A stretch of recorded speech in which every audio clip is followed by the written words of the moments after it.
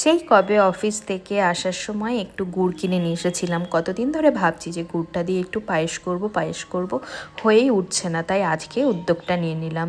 আর বাবা মা বাড়িতে না থাকায় দুধও রয়ে গেছিলো, 1 লিটার দুধ ছিল, তো 1 লিটার দুধে আমি 100 গোবিন্দভোগ চাল দিয়েছি। এই কাপটা 125, এবার সেই জন্য আমি একটু মাথাটা ফাঁকা মানে গলা গলা মতো নিয়েছি, গলার একটু নিচে, যাতে 100 হয়ে যায়। তো আমি দুধটা খুব ভালোভাবে জ্বালিয়ে নিয়ে তার ভেতরে আমি গোবিন্দভোগ চালটা দিয়ে দিয়েছি। তো চালটা এখন ফুটতে শুরু করেছে আর দুধটাও বেশ উতলাচ্ছে।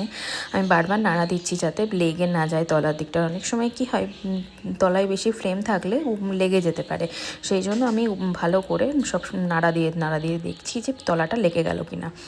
আর আমরা না পায়েসে মিষ্টি জিনিসে একটুখানি লবণ দিই, আর তার জন্য আমি 1 চিমটে লবণ দিয়ে দিলাম। আমার যেন লবণটা না দিলে মিষ্টির স্বাদটা খোলেই না, সেই জন্য আমরা একটু লবণ দিই। অনেকে আছে লবণ দেন না, আমি যেহেতু গুড় দিয়ে করছি সেহেতু আমি এতে কোনো এলাচ অ্যাড করব না। চিনি দিয়ে করলে পরে বা বাতাসা বা মিষ্টি দিয়ে করলে আমি এলাচ অ্যাড করতাম, যেহেতু গুড় দিয়ে করব সেই জন্য এলাচ দিচ্ছি না। আমি মাঝে মাঝে হাতা দিয়ে একটু চাল তুলে দেখছিলাম যে কতটা সেদ্ধ হয়েছে বা আর কতটা বাকি আছে। তো চাল আমার মোটামুটি সেদ্ধ হয়ে গেছে। এবার দেখো, এই যে ফ্রিজে রেখে দিয়েছিলাম গুড়টা, আমি ওই গুড়টা কেটে কেটে দেবো, কেননা শক্ত হয়ে গেছে, ফ্রিজে অনেকদিন রাখা ছিল। তো চাকু দিয়ে আমি ওটাকে কেটে ছোটো টুকরো টুকরো করে আমি দুধের মধ্যে দিয়ে দিচ্ছি।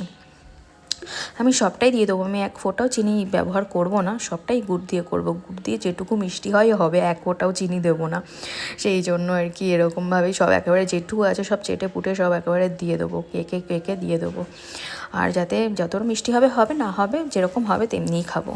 তো দেখো আমি সবটাই দিয়ে দিয়েছি।